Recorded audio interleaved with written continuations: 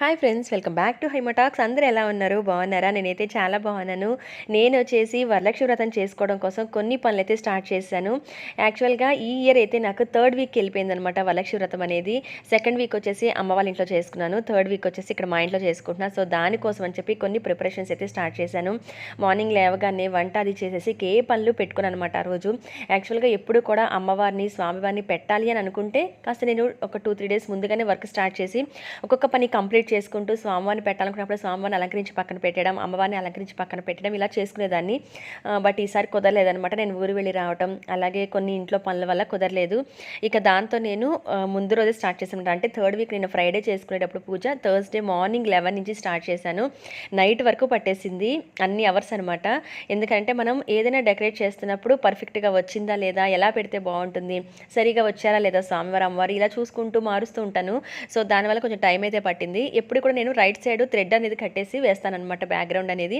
ఈసారి ఇక్కడ కట్టెన్ రాడ్ ఉంది కదా, సో పర్ఫెక్ట్గా వస్తుంది అన్నట్టుగా ఇక్కడ వేశాను. అలాగే స్వామివారు అమ్మవారు ఎలివేట్ అవ్వడం కోసం నేను అమ్మవారికి ఏ కలర్ అయితే డ్రాప్ చేస్తున్నానో ఆపోజిట్గా అలాగా బ్రైట్ కలర్స్ బ్యాక్గ్రౌండ్ ఉంటేనే బాగుంటుందని చెప్పి ఇలా బ్లూ కలర్లో తీసుకొని ఈ స్టెన్సిల్స్లో ఉండే వినాయకుని అయితే మిడిల్లో పెట్టాను. బ్లూ కలర్ మీద ఆ వైట్ వినాయకుని పెట్టేసరికి ఎక్సలెంట్గా ఉందన్నమాట. యాక్చువల్గా ఈ వైట్ వినాయకుడికి కూడా ఈ స్టెన్సిల్స్కి డెకరేట్ చేయాలని ఉండేది, కానీ ఇక అస్సలు కుదరలేదనమాట పనుల వల్ల. సో కానీ బ్లూ మీద వైట్ బాగానే కనబడతారు స్వామివారు అని చెప్పి ఆ వినాయకుడిని అలా పెట్టేశాను. ఇక ఆ తర్వాత ఇవన్నీ చూసారా ఎలా అలా కుప్ప పెట్టున్నాయి అనమాట. బట్ అవి సదుతూ కూర్చుంటే కొన్ని అయితే చిక్కు కూడా పడిపోయాయి. బట్ అవన్నీ సదుతూ కూర్చుంటే ఇంక టైం సరిపోదని చెప్పి అవి యాస్టీజ్గా మళ్ళీ తోసేసాను కవర్లు అన్నీ కూడా. తర్వాత నెమ్మదిగా వీటితో పాటు సర్దుకోవచ్చని మార్నింగ్ లేచిన దగ్గర నుంచి పిల్లలకి లంచ్ అలాగే హస్బెండ్కి లంచ్ ఇచ్చేసి వాళ్ళని స్కూల్కి పంపించేసి ఫాస్ట్గా పనులన్నీ కంప్లీట్ చేసుకొని ఇక కేవలం ఈ డెకరేషన్ దగ్గరే టైం స్పెండ్ చేశాను అనమాట. ఇక్కడ నుంచి తెలిసిన ఒక ఐడియా అనేది ఉంటుంది, స్వామివారిని అమ్మవారిని పెట్టాలి, మళ్ళీ ఇంకొక అమ్మవారిని పూజ చేసుకోవడానికి పెట్టాలి కాబట్టి ఎంతసేపు పడుతుందో ఒక ఐడియా ఉంటుంది. కాబట్టి ఇక ఏ పనులు పెట్టుకోకుండా కేవలం వీటి మీదే టైం కేటాయించాను. అవన్నీ కూడా కవర్లో తోసేసి ముందు ప్రజెంట్ పక్కన పెట్టేశాను. ఇక ఆ తర్వాత ఎక్కడైతే టేబుల్స్ అది వేస్తానో అక్కడ కూడా ముగ్గు పెట్టేస్తున్నాను అనమాట. ఆల్రెడీ హౌస్ మాపింగ్ అనేది అంతా అయిపోయింది కాబట్టి ఇక్కడ వచ్చేసి ఈ విధంగా ముగ్గు పెట్టిన తర్వాతే నేను టేబుల్స్ పెడతాను. అయితే టేబుల్ పెట్టే చోట ఇంకా బియ్య పిండితో వేయకుండా మామూలుగా చాక్ పీస్ని యూస్ చేసేసి వేసాను అనమాట. అంటే కొత్త ఫ్లోర్ మీదైనా పెట్టడం ఇష్టం లేక ఆ విధంగా చాక్ పీస్తో ముందు ఇక్కడ వరకు ముగ్గు వేసాను. ఇక ఆ తర్వాత మధ్యలో వచ్చేసి నేను నిత్య పూజ చేసే చోట కూడా కొన్ని విగ్రహాలు అవి క్లీన్ చేసుకోవాల్సి వచ్చింది. సో అవి క్లీన్ చేసేసిన తర్వాత బొట్లు అవి పెట్టి మధ్యలో కొంచెం అవి కూడా రెడీ చేసుకున్నాను. ఆ తర్వాత కొన్ని ఇత్తడి సామాన్ కూడా తోమాల్సి ఉంటే అవి కూడా క్లీన్ చేసుకున్నాను. అయితే ఇక్కడ ఎక్కడ కూడా రుద్దే పని తోమే పని లేకుండా ఒక మ్యాజిక్ జెల్తో ఈజీగా జస్ట్ ముంచి తీస్తే ఎలా మనకి తలతల మెరిసిపోయేలాగా వస్తువులు క్లీన్ చేసుకోవాలి, ఒక వీడియో కూడా మీకు పెట్టాను చూడండి. అది చాలా చాలా యూజ్ అవుతుంది. ముఖ్యంగా ఇలాంటి పండగ రోజుల్లో హడావుడుగున్న రోజులు జస్ట్ వాటర్లో డిప్ చేసి తీసేయడం అనేది మనకి చాలా పని తగ్గుతుంది కదా. సో మధ్యలో ఒకటి క్లీన్ చేసుకున్నాను. ఇక ఆ తర్వాత ముందుగా వచ్చేసి ఈసారి వచ్చేసి నేను లక్ష్మీనారాయణలో పెడుతున్నాను. యాక్చువల్గా లాస్ట్ ఇయర్ వచ్చేసరికి లక్ష్మీ వెంకటేశ్వర స్వామి వారిని పెట్టాను. ఇక్కడ నేను క్లిప్ యాడ్ చేస్తాను చూడండి. వెంకటేశ్వర స్వామివారిని పెట్టాను లాస్ట్ ఇయర్. నాకు స్వామివారిని పెట్టడం కొత్త ఏమీ కాదండి, ఎందుకంటే నేను లక్ష్మీ నరసింహస్వామిని ఇలాగ పంచె ఎలా కట్టుకోవచ్చు, కృష్ణుడికి పంచెలాగా ఎలా కట్టుకోవచ్చు, వెంకటేశ్వర స్వామికి 7 శనివారాల పూజలో ఎలా కట్టుకోవచ్చు, ఇవన్నీ నేను ఎప్పటి నుంచో వీడియోస్ అయితే షేర్ చేస్తూనే వస్తున్నాను. సో అందుకని చెప్పి నేను ఈసారి లక్ష్మీనారాయణ పెడుతున్నాను అనమాట. లాస్ట్ ఇయర్ వెంకటేశ్వర స్వామి రూపంలో స్వామివారిని పెట్టుకున్నాను కాబట్టి ఈసారి నారాయణ రూపంలో పెడుతున్నాను. అమ్మవారికి వచ్చేసి ఇద్దరికి, అమ్మవారికి స్వామివారికి మ్యాచింగ్గా డ్రెస్ ఉండాలి అని చెప్పి డిసైడ్ అయ్యాను. సో అందుకని చెప్పి అమ్మవారికి వచ్చేసి ఇది ప్రత్యేకంగా తీసుకున్న రెడ్ కలర్ శారీ, చాలా మంచి రెడ్ కలర్ శారీ. దీని మీద వైట్ ఇలా వర్క్ లాగా వస్తుంది అనమాట, అంటే థ్రెడ్ వర్క్ లాగా అలా ఉంటుంది. సో ఇక్కడ అమ్మవారికి శారీని హాఫ్కి ఫోల్డ్ చేసి కుచ్చుళ్ళు పెట్టేసి పవిట అది రెడీ చేసి అమ్మవారికి ముందు శారీ డ్రాప్ చేసేస్తున్నాను, ఎందుకంటే కొంచెం ఎక్కువసేపు పడుతుందేమో అన్నట్టుగా. బట్ అమ్మవారిదే చాలా ఫాస్ట్గా అయింది, స్వామివారిదే కొంచెం నాకు టైం పట్టిందనమాట. ఇక్కడ అమ్మవారికి ముందు వెనకాల వచ్చేసి లక్ష్మీ నారాయణులు ఉంటారు, కింద వచ్చేసి అమ్మవారు మరొక అమ్మవారు ఉంటారు, ఆ కింద వచ్చేసి నేను పూజ చేసుకోవడానికి కింద కూర్చునేలాగా అలా ప్లాన్ చేసుకున్నాను. ఇక్కడ వచ్చేసి ముందు అమ్మవారికి శారీ డ్రాప్ అనేది చేస్తున్నా. మంచి రెడ్ కలర్ అలాగే ఆ సిల్వర్ కలర్లో ఎలా ఉందో శారీ కాంబినేషన్ సేమ్ అదే కాంబినేషన్లో స్వామివారు ఉండేలా చూసుకున్నాను అనమాట. డ్రెస్ మ్యాచింగ్ లాగా ఉండేలాగా కొత్త బ్లౌజ్ పీస్ కూడా స్వామివారికి అలానే తెచ్చాను. ఇక్కడ వచ్చేసి పళ్ళుని ఈ విధంగా వేసేసుకోవచ్చు. చిన్న అమ్మవారు నుంచున్నట్టుగా పెట్టాను అనమాట. ఒక అమ్మవారిని కూర్చున్నట్టుగా పెట్టుకుంటే ఇంకొక అమ్మవారిని నుంచున్నట్టుగా పెడుతున్నాను. ఇక్కడ అమ్మవారికి అయితే ఈ రెడ్ కలర్ శారీలో ఉన్న అమ్మవారిని నుంచున్నట్టుగా పెట్టాను అనమాట. అంటే అటు స్వామివారు అమ్మవారు ఇద్దరు వచ్చినట్టుగా వ్రతానికి అన్నట్టుగా అలా పెట్టుకున్నాను అనమాట.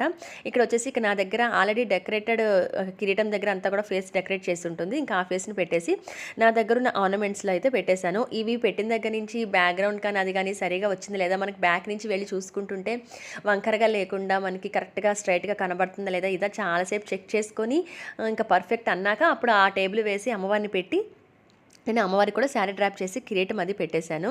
జస్ట్ మీకు చూపించడం కోసం ఆర్టిఫిషియల్ ఫ్లవర్ అయితే ఒకటి వేసినాను చూడండి దండ. ఇలా వేసి చూపిస్తున్నా. సో మనం దండ వేసినా ఇలా ఉంటుంది. ఓకే లుక్ బాగుంది ఇంకా అమ్మవారిది అనుకున్నప్పుడు ఇక నెక్స్ట్ మళ్ళీ ఆ అమ్మవారిని రెడీ చేయాలి కాబట్టి ఇక్కడ వరకు అమ్మవారిని అయితే ఇలా పర్ఫెక్ట్గా వడ్డాను అది పెట్టేస్తే రెడ్ శారీలో సూపర్ ఉన్నారు అమ్మవారు అయితే పర్ఫెక్ట్గా అనిపించింది నాకు. ఎలా ఉందనిపించింది మీకు అమ్మవారు అనేది నాకు కింద కామెంట్ సెక్షన్ చెప్పండి. ఇక ఆ తర్వాత వచ్చి ఇదిగోండి ఇక్కడ స్వామివారిని కూడా పెట్టేశాను. అయితే ఇక్కడ నేను ఈ స్వామివారి అలంకరణ నేను ముందుగా షేర్ చేశాను మీకు. అంటే నెమలి పింఛం అది పెట్టేసి వెన్నకుండలాగా అలా పెట్టుకుంటే మరి నారాయణుడు అంటే కృష్ణుడే కాబట్టి నేను కృష్ణుడు డెకరేషన్గా ఆల్రెడీ నేను ఈ వీడియో మీకు షేర్ చేస్తున్నాను. ఇక్కడ వచ్చేసి నేను ఆ నెమలి పింఛం అది తీసేసి జస్ట్ నారాయణుడిగా స్వామివారిని ఇక్కడ పెట్టుకొని పూజ చేస్తున్నాను అనమాట వరలక్ష్మి వ్రతానికి. మీకు కృష్ణుడిగా నేను డెకరేషన్ అయితే చూపించున్నాను ఆల్రెడీ. పంచిలాగా ఎలా కట్టుకోవాలి 2 బ్లౌజ్ పీసెస్ యూస్ చేసి ఇట్లా అని చెప్పి నేను ఆల్రెడీ షేర్ చేస్తున్నాను.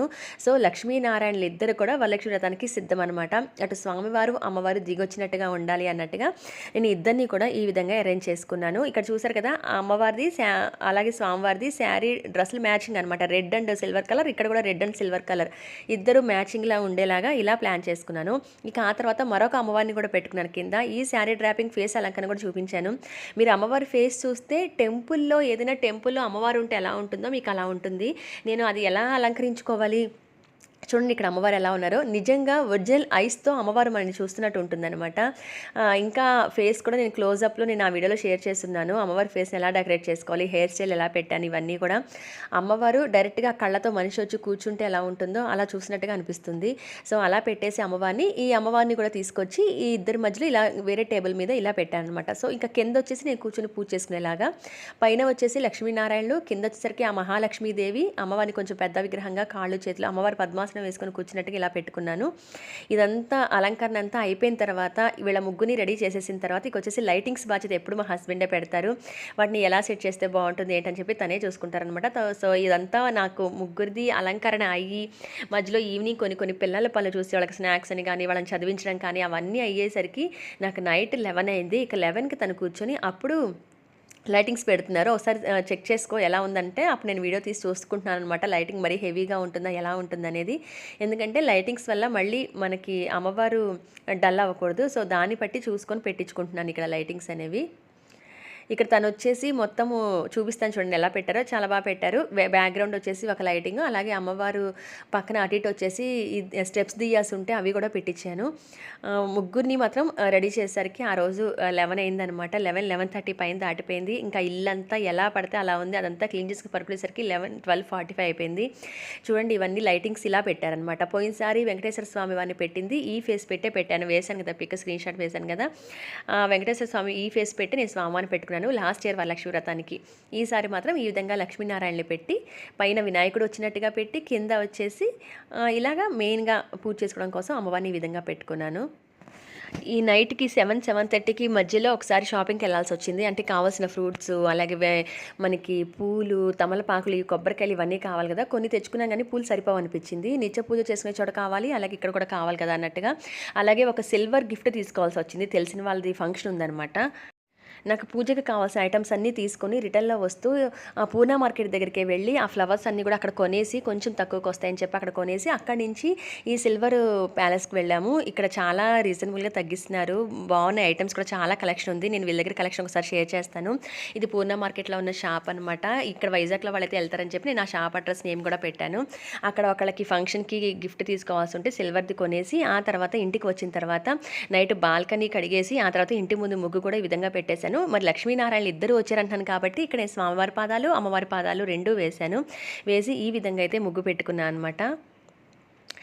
సో వరలక్ష్మి వ్రతానికి నేను చేసుకున్న ఏర్పాట్లు ఇవన్నీ కూడా చాలా హడాహడిగా రోజంతా పట్టేసింది. ఎప్పుడు యాక్చువల్గా 2-3 డేస్ ముందు నుంచే చేస్తుంటేనే పనులు అయ్యేవి కావు. కానీ ఎట్లా అయినా సరే ఇంకా చేసేసుకోవాలి అని చాలా పంతం మీద ఉండటం వల్ల ఫాస్ట్గా ఇవన్నీ చేసేసుకున్నాను అనమాట. చాలా అలసిపోయిన అనిపించింది. బట్ ఇక వ్రతానికి అని అంటే మనకి హడావుడి తప్పదు కాబట్టి ఈ విధంగా చేసేసుకున్నాను. ఇక్కడంతా బాల్కనీ కూడా ముగ్గులు పెట్టేశానమాట. ఇక ఆ తర్వాత నైట్ ఇక భోజనం అది చేసేసి ఒకసారి ఇల్లంతా కూడా క్లీన్ చేసేసుకొని ఆ డెకరేషన్ చేసినవన్నీ అమ్మవారి ఫేస్ అలంకరణ చేశాను. అదంతా కూడా ఇదైపోయింది, మొత్తం క్లమ్జీ అయిపోయింది. అదంతా కూడా క్లీన్ చేసేసుకొని ఇక పడుకోబోయే ముందు శనగలు కూడా నానేసుకుంటున్నాను. ఈ శనగలు ఎక్కడ మర్చిపోతాను అని చెప్పి అదొక టెన్షన్ అనమాట. మరుసటి రోజు తాంబూలాలు ఇవ్వాలి కదా. సో వరలక్ష్మి వ్రతానికి ఈ శనగలు కూడా పోసాను, నానబెట్టేశాను అనమాట. ఈ విధంగా నానబెట్టేసేసుకొని ఆ తర్వాత మళ్ళీ గ్యాస్ టాప్ కౌంటర్ అంతా కూడా నీట్గా తుడుచుకొని, ఎందుకంటే మరుసటి మరుసటి రోజు పొద్దునే లేవగానే అమ్మవారికి నైవేద్యాలు ప్రిపేర్ చేస్తాము. ఏవి ఎంగిలికి సంబంధించినవి ఏవి ఉండకూడదు. ఒక పాలు తోడేస్తే పెరుగు కోసం పెట్టుకుంటాం కానీ మిగతావి ఏవి కూడా ఉండకూడదు. కాబట్టి ఇవి నేను నానేసేసుకున్న తర్వాత ఇవి పక్కన పెట్టేసి ఆ తర్వాత మొత్తం గ్యాస్ దగ్గర అంతా తుడిచేసి ఈ విధంగా ముగ్గులైతే పెట్టేసుకున్నాను అనమాట. ఈ వరలక్ష్మి వ్రతాన్ని అమ్మవారిది అయితే నాకు పూజ చాలా బాగా జరిగింది. ఆ వ్లాగ్ మిస్ అవ్వకుండా ఉండడం కోసం ఛానల్ని సబ్స్క్రైబ్ చేయండి. లక్ష్మీ నారాయణ సమేతంగా ఈసారి నా వరలక్ష్మి వ్రతం ఎలా జరిగింది అనేది నెక్స్ట్ వీడియోలో షేర్ చేస్తాను. ఈ వీడియోని ఇంతటితో ఎండ్ చేస్తున్నాను ఫ్రెండ్స్. నా ఏర్పాట్లు ఎలా అనిపించిందో కింద కామెంట్స్ సెక్షన్లో షేర్ చేయండి. మరొక మంచి వీడియోలో మళ్ళీ కలుస్తాను. Bye bye.